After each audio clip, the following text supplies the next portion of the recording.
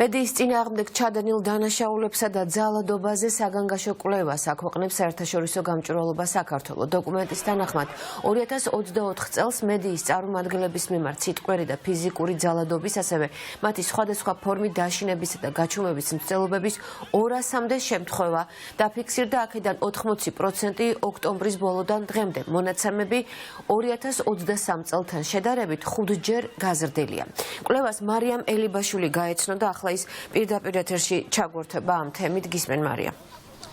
კეთი 2024 წელი კრიტიკული მედიისთვის საკმაოდ მძიმე წელია აღმოჩნდა. 2003 წელთან შედარებით 200-ზე მეტი შემთხვევაა დაფიქსირებული 2024 წელს მედიაზე ძალადობის, დაშინების და არასათანადო მოპყრობის. 2003 წელთან შედარებით 5-ჯერ გაზრდილია მედიაზე თავდასხმა მედიის წარმომადგენლების, მათ შორის აპარატურის დაზიანების, უკანონო დაკავების და ასე შემდეგ. საერთაშორისო გამჭვირვალობამ გამოაქვეყნა ეს კვლევა, სადაც ნათქვამია ის, რომ არაერთი მედია საშუალების წარმომადგენელი, განსაკუთრებით კი კრიტიკული მედიის წარმომადგენელი ხდება ხშირად შინაგასაფრთა სამინისტროს თანამშრომლების, მათ შორის თავდასხმის მსხვერპლი და ობიექტი. ბუნებრივია ამას აფასებენ საერთაშორისო გამჭვირვალობა საქართველოს ექსპერტების და ამბობენ იმას, რომ არასათანადო გამოძიება ის, რაც ბოლო პერიოდში მიმდინარეობს კონკრეტულ ფაქტებთან დაკავშირებით და ის, რომ ამ დრომდე არავინ არ დასჯილა კონკრეტულ ფაქტებთან დაკავშირებით. სწორედ ეს ყველაფერი მწვანე შუქს უნთებს მოძალადეებს, რომ მიიძალოდონ კრიტიკული მედიის წარმომადგენლებს და მათ შორის ქართული ოცნების არალეგიტიმური ხელისუფლების მიდგომას და დამოკიდებულებას კრიტიკული მედიის წარმომადგენლების მიმართ.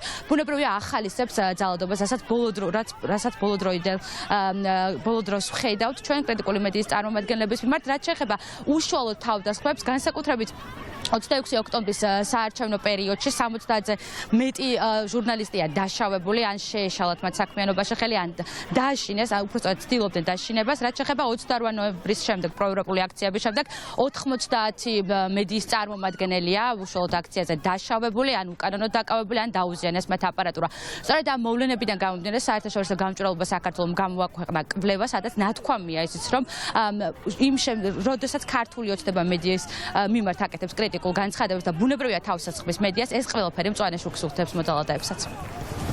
ფიზიკური ძალადობა ჟურნალისტებზე იგულისხმება დაშინება, იგულისხმება მუქარა, იგულისხმება პროფესიულ საქმიანობაში ხელის შეშლა და ასევე სხვადასხვა საზოგადოებრივი ჯგუფების თუ ძალადობრივი ჯგუფების წაქეზება მედიის წინააღმდეგ. ჟურნალისტები, რომლებიც კრიტიკულად განწყობილ მედიას წარმოადგენენ, იმ მედიას, რომელთა სარედაქციო დამოუკიდებლობის ხარისხი არის გაცილებით მაღალი და საზოგადოებას ძალიან ჭირდება სწორედ ასეთი მედიის მიერ მომზადებული ჟურნალისტური ნამუშევრები, სწორედ ისინი განიცდიან დევნას. მიზანიც ხელისუფლების არის, რომ საზოგადოებას სწორედ ასეთი ჟურნალისტების მიერ მომზადებული მაღალი ხარისხის ჟურნალისტური ნამუშევრების გარეშე დატოვონ და ხელი შეუშალონ საზოგადოებას, რომ იყვნენ ინფორმირებული. 200-მდე ძალადობის შემთხვევა სხვადასხვა ფორმით დაფიქსირდა მედიის წარმომადგენლების მხრიდან.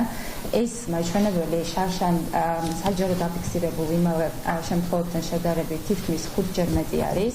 დრამატულად განვითარდა მოვლენები პროევროპული აქციების დროს, როდესაც თლიანობაში 90-ზე მეტი მედიის წარმომადგენელი დაშავდა და აქ ხაზგასმელი არის ის, რომ ფიქსირდებოდა მიზანმიმართული თავდასხმა ჟურნალისტების მიმართ, მათ შორის სამართალდამცველების მხრიდან, მიზანმიმართული დაზიანება მათი აპარატის, რაც ქმნიდა იმ შთაბეჭდილებას, რაღაცა მიზანი იყო და მითითება, რომ სწორედ სამიზნები ყოფილიყო ის ადამიანები, რომლებიც ახორციელებენ საზოგადოების ინფორმირებას კრიტიკულ მომენტში. წლიდან წლამდე გაუარესებული მდგომარეობა მედიის მიმართულებით სწორედ შთაბეჭდილებას, რომ ეს პოლიტიკური ნების არქონის პირობებში მმართველი პოლიტიკური ძალის მხრიდან, რომ ეს სწორედ მათი მხრიდან არის ნება დართული და ეს გაუსჯელობის განცდა კიდევ უფრო ახალისებს ამგვარ შემთხვევებს და საბოლოო ჯამში ვიღებთ ხოლმე ისეთ მოცემულობას, როდესაც სამწუხაროდ საქართველოში ჟურნალისტური საქმიანობა სიცოცხლისთვის და უკვე საფრთხე შემცველი არის.